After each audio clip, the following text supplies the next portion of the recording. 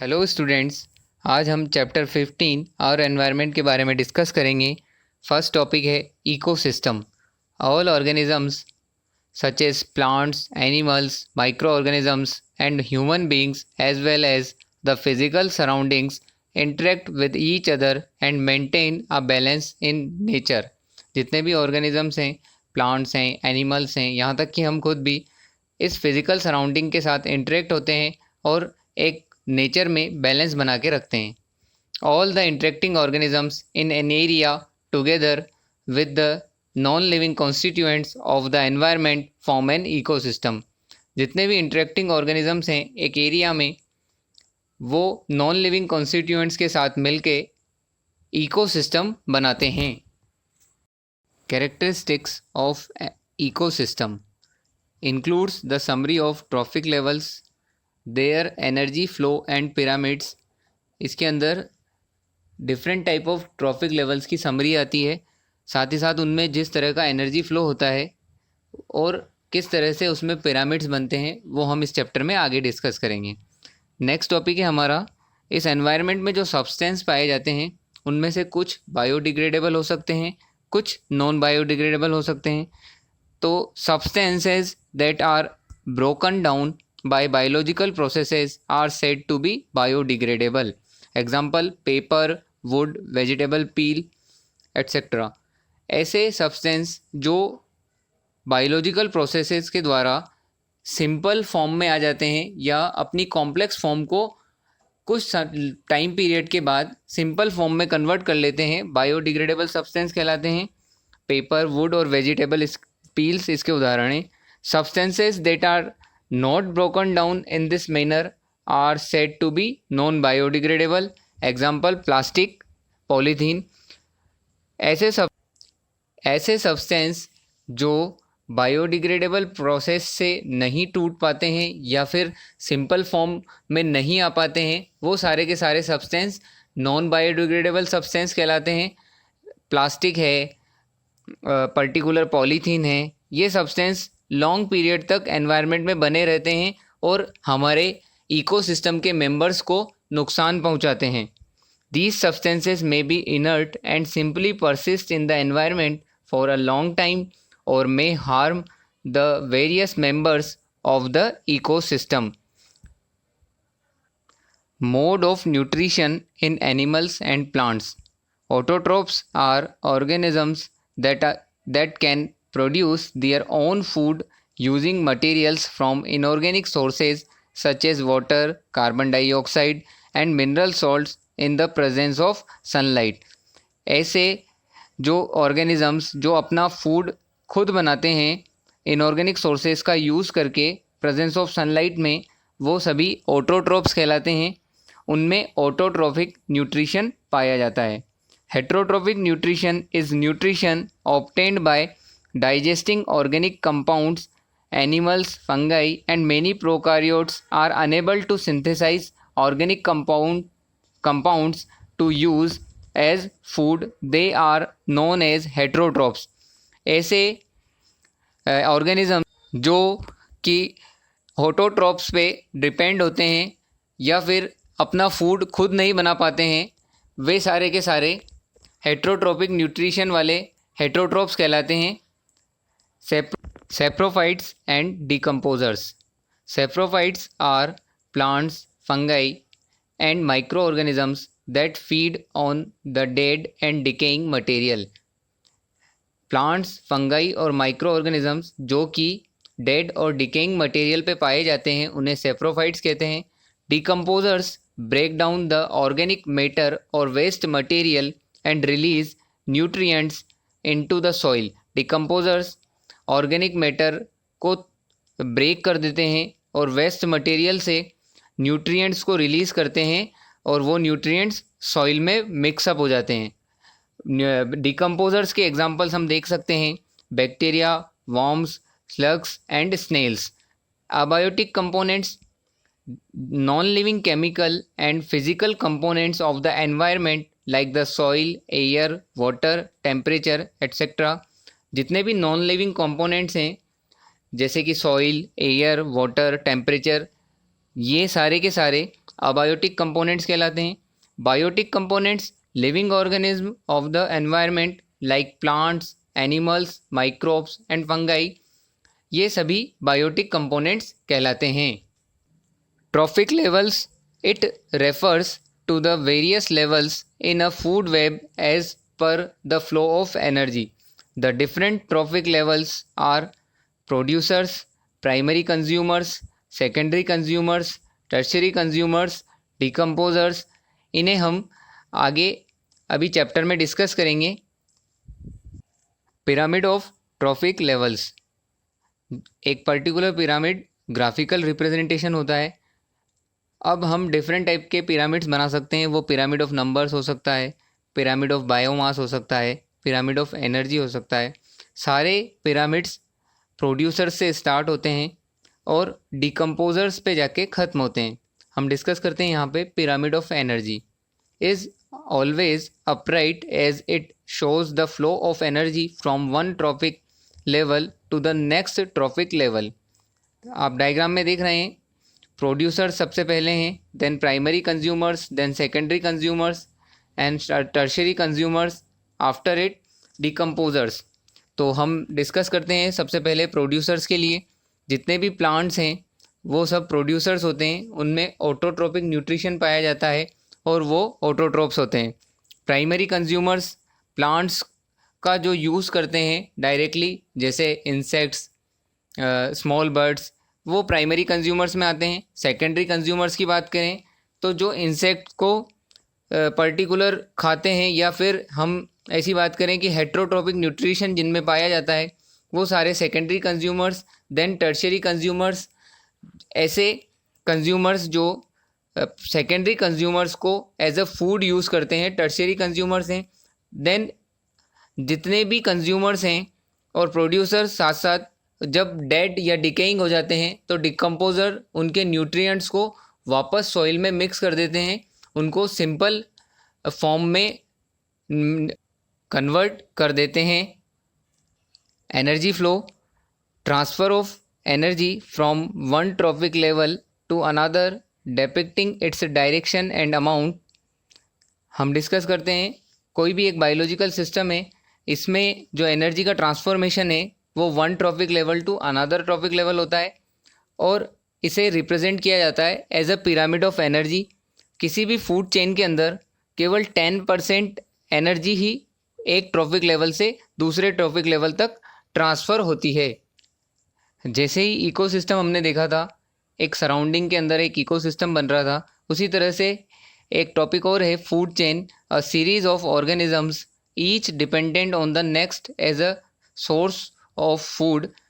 इसके अंदर एक सीरीज़ ऑर्गेनिजम्स की बनती है जो कि डिपेंड करती है नेक्स्ट लेवल के लिए एज ए फूड के लिए या सोर्स ऑफ फूड के लिए। हम बात करें डायग्राम के लिए, एक डायग्राम आपकी स्क्रीन पे अवेलेबल है फूड चेन का। सबसे पहले फूड चेन के अंदर water as a inorganic source use किया, sunlight as a inorganic source use किया। प्रोड्यूसर्स जो बने वो प्लांट्स, मतलब प्लांट्स ने वाटर और सनलाइट का यूज़ करके ऑटोट्रोपिक न्यूट्रिशन डेवलप किया अपने अंदर, और प्लांट्स और या प्रोड्यूसर्स क्या होते हैं, ऑटोट्रोप्स होते हैं। इन ऑटोट्रोप्स को यूज़ करके डिपेंडेंसी आई प्राइमरी कंज्यूमर्स के लिए, जिन्हें बोला हमने हर्बीवोर, देन सेकेंडरी कंज्यूमर्स जिन्हें बोला ओमनीवोर, देन टर्शियरी कंज्यूमर्स जिन्हें हमने बोला कार्निवोर्स, देन अनदर कार्निवोर्स जिसे हमने बोला क्वाटरनरी कंज्यूमर। इस तरह से एक ओवरऑल फूड चेन डेवलप हुई जिसमें वन फॉर्म से अनदर फॉर्म में ट्रांसफ़र एनर्जी का हो रहा है। साथ ही साथ एनर्जी जो है वो केवल 10% ट्रांसफॉर्मेशन एनर्जी का होता है। अब फूड वेब के अंदर क्या होता है, number of parallel chains available होती हैं, डिफरेंट फूड चेन्स के बीच में इंटरकनेक्शन पाया जाता है, उसे हम फूड वेब से रिप्रेजेंट करते हैं। साथ ही साथ ये एक ग्राफिकल रिप्रेजेंटेशन भी होता है हु ईट्स हुम का। एक इकोसिस्टम के अंदर कौन किसको खा रहा है उसका पैरेलल ग्राफिकल रिप्रेजेंटेशन अगर हम करें तो हम फूड वेब के थ्रू रिप्रेजेंट करेंगे। साथ ही हम ऐसा भी बोल सकते हैं कि पैरेलल फूड चेन्स जो हैं वो एक फूड वेब को डिनोट करती हैं। एक फूड वेब आपकी स्क्रीन पे अवेलेबल है। डिफरेंट टाइप के प्लांट्स जिनमें ऑटोट्रॉफिक न्यूट्रिशन पाया जाता है, जिसे हम ऑटोट्रॉफ्स बोल सकते हैं, उन्हें किसी ने ईट किया, इंसेक्ट्स ने या पर्टिकुलर छोटे एनिमल्स ने। छोटे एनिमल्स क्या हो गए? प्राइमरी कंज्यूमर्स हो गए। प्लांट्स उनके लिए क्या है? प्रोड्यूसर्स हैं, उन्हें एनर्जी दे रहे हैं, उन्हें फूड प्रोवाइड कर रहे हैं। देन स्मॉल फिशेज अवेलेबल हैं, फ्रॉग्स अवेलेबल है, बर्ड्स अवेलेबल है, पर्टिकुलर डियर अवेलेबल है। Then after primary consumers, secondary consumers are also available. Secondary consumers के अंदर आपके पास अवेलेबल है स्नेक। स्नेक के अलावा आपके पास अवेलेबल है फॉक्स। साथ ही साथ आपके पास अवेलेबल है पिकॉक। देन टर्शरी कंज्यूमर की बात करें तो टर्शरी कंज्यूमर में ओवरऑल आपको एक टाइगर शो हो रहा है। जो टाइगर है वो टर्शरी कंज्यूमर है, मतलब किसने किसको खाया उसका पैरेलल रिप्रेजेंटेशन किया हमने। डिफरेंट फूड चेन्स का पैरेलल रिप्रेजेंटेशन हमने किया, तो हमारे पास एक फूड वेब डेवलप हुई। Biological magnification. Several pesticides and chemicals are not degradable. These get accumulated progressively at each trophic level. As human beings occupy the top level in any food chain, the maximum concentration of these chemicals get accumulated in our bodies. This phenomenon is known as biological magnification. बहुत सारे pesticides, chemicals जो degradable नहीं होते हैं, वो सारे धीरे धीरे एक एक ट्रॉपिक लेवल में जमा होने लगते हैं। हम लोग ह्यूमन बींग्स जो हैं किसी भी फूड चेन के अंदर टॉप लेवल पे पाए जाते हैं। अब मैक्सिमम कंसंट्रेशन जब केमिकल्स की हमारी बॉडीज़ के अंदर जमा हो जाती है, पर्टिकुलर केमिकल कंसंट्रेशन बहुत ज़्यादा हो जाती है, तो इस फेनोमेनन को हम बायोलॉजिकल मैग्निफिकेशन बोलते हैं। Environment includes all living and non-living things. Unlike ecosystem, there need not be any necessary interaction between them. हमारे आसपास जो एनवायरनमेंट बना हुआ है वो लिविंग और नॉन लिविंग थिंग्स से मिलकर बना है। साथ ही साथ ऐसा कभी ज़रूरी नहीं है कि इकोसिस्टम के अंदर इन सब के बीच में इंटरेक्शन कंपलसरी हो, मतलब इनके बीच में इंटरेक्शन जो है वो ऑप्शनल हो सकता है। हम बात करते हैं नेक्स्ट टॉपिक पॉल्यूशन की। कोई भी प्योर फॉर्म के अंदर कुछ कंटामिनेटेड पार्टिकल्स या पोल्यूटेंट्स अगर मिक्स हो जाते हैं तो पॉल्यूशन अवेलेबल होता है हमारे।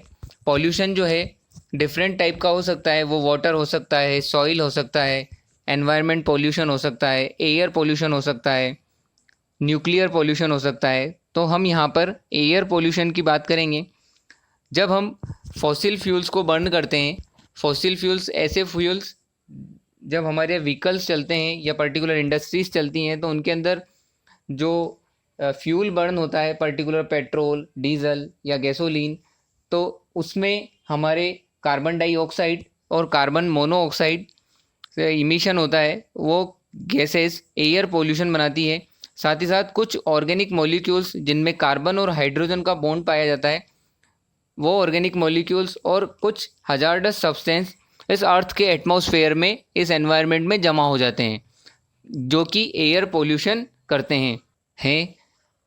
कुछ सोर्सेज ऐसे हैं जो नेचुरल हो सकते हैं, जिनमें forest fire, dust storm and volcanic activities, ज्वालामुखी का अपने आप फूट जाना, धूल के साथ साथ हवा के चलने के साथ साथ धूल का उड़ना, जंगलों में अपने आप आग का लग जाना, ये नेचुरल सोर्सेज हैं। साथ ही साथ मैन मेड सोर्सेज की बात करें, पावर प्लांट्स हैं, घरों से निकलने वाला वेस्ट है, इंडस्ट्रीज से निकलने वाला वेस्ट है, ऑयल रिफाइनरीज से निकलने वाला वेस्ट है, और साथ ही साथ ट्रांसपोर्टेशन के लिए यूज़ होने वाले व्हीकल से निकलने वाला स्मोग है। ये स्मोक है, ये सभी हमारे मेन मेड सोर्सेज हैं एयर को पोल्यूट करने के, या जो रेस्पॉन्सिबल हैं एयर पोल्यूशन के। ओजोन लेयर डिप्लेशन, मतलब ओजोन लेयर की जो कंसंट्रेशन है वो कम होती जा रही है, उसे हमने क्या बोल दिया? Ozone layer depletion. ओजोन जो है वो O3 मॉलिक्यूल है जो 3 एटम ऑक्सीजन के मिक्स होके बनते हैं। जनरल फॉर्म में हमारे पास ऑक्सीजन के 2 एटम्स पाए जाते हैं, while O2 which we normally refers to as oxygen is essential for all aerobic forms of life. Ozone is deadly poison However, at the higher levels of the atmosphere, ozone performs an essential function. क्या function perform करती है? It shields the surface of the earth from ultraviolet radiation from the sun. ये हमारी रक्षा करती है. Ultraviolet radiations जो सन से आ रही है उनसे हमारी रक्षा करती है. This radiation is highly damaging to organisms. ये रेडिएशन हार्मफुल होती है हम लोगों के लिए. It is known to cause skin cancer in human beings. हम लोगों के अंदर जो स्किन कैंसर होता है वो अल्ट्रावायलेट रेडिएशन की कंसंट्रेशन अगर ज़्यादा हो जाएगी तो स्किन कैंसर हो जाएगा. Ozone at the higher level of the atmosphere is product of ultraviolet radiation acting on oxygen molecule. जब ऑक्सीजन मॉलिक्यूल पे अल्ट्रावायलेट रेडिएशंस पड़ती हैं या अल्ट्रावायलेट रेडिएशन इस पर्टिकुलर O2 के साथ रिएक्ट करती है तो O2 का जो मॉलिक्यूल है वो दो पार्ट में टूट जाता है, ऑक्सीजन एटम के फॉर्म में, और फ्री ऑक्सीजन एटम वापस O2 के साथ मिक्स होती है तो O2 प्लस O O3 बनाती है. तो ओजोन बनने की फॉर्मेशन में भी अल्ट्रावायलेट रेडिएशन रेस्पॉन्सिबल है. The higher energy ultraviolet radiations splits apart some molecular oxygen O2 into free oxygen atoms. Waste garbage management. जो हमारे घरों से निकलने वाला वेस्ट है, इंडस्ट्रीज से निकलने वाला वेस्ट है, उनका प्रॉपर मैनेजमेंट किस तरह से किया जाए वो इस एक्टिविटी में आता है. Involves all the activities and actions required to manage waste from its inception to its final disposal. जहाँ से वेस्ट स्टार्ट हुआ है, जहाँ सोर्स है, वहाँ से लेके इसका फाइनल डिस्पोजल करने की जितनी भी एक्टिविटीज़ हैं, जितने भी एक्शंस हैं, वो सभी वेस्ट मैनेजमेंट में आते हैं. Ensures the environmental best practices are followed along with proper monitoring and regulations. Steps क्या क्या हो सकती हैं? सेग्रीगेशन ऑफ वेस्ट, वेस्ट को सेग्रीगेट करना, अलग अलग करना. Then collection of waste, then transport of waste, transport करने के बाद treatment of waste, processing and recycling and disposal. Biodegradable waste, ऐसा वेस्ट जिसके अंदर हमारे पास बायोडिग्रेडेबल सब्सटेंस अवेलेबल हैं. जैसे प्लांट्स से निकलने वाला कुछ वेस्ट है, कुछ एनिमल से निकलने वाला वेस्ट है. उसके जो मॉलिक्यूलर फॉर्म है वो complex molecular form simple form में कन्वर्ट हो जाती है, इसलिए हम इसे बायोडिग्रेडेबल वेस्ट बोलते हैं. Decomposed into the soil by a natural agent such as weather, water, air, heat, micro organisms etcetera. ये बायोडिग्रेडेबल जो वेस्ट है नेचुरल एजेंट जैसे वेदर है, वाटर है, एयर है, हीट है या कोई माइक्रो ऑर्गेनिजम्स हैं, उनके द्वारा कुछ टाइम में सिंपल फॉर्म में कन्वर्ट हो जाती है, इसलिए हमने इसे बायोडिग्रेडेबल वेस्ट बोला है. बायोडिग्रेडेबल वेस्ट हम लोगों के लिए हार्मफुल नहीं होता है, पर नॉन बायोडिग्रेडेबल वेस्ट जो है वो लॉन्ग टाइम तक एनवायरनमेंट में बना रहता है और इकोसिस्टम को नुकसान पहुंचाता है, इकोसिस्टम के मेंबर्स को नुकसान पहुंचाता है. इसलिए नॉन बायोडिग्रेडेबल वेस्ट का यूज़ कम से कम करना चाहिए, जैसे plastic, polythene. Okay, thank you very much.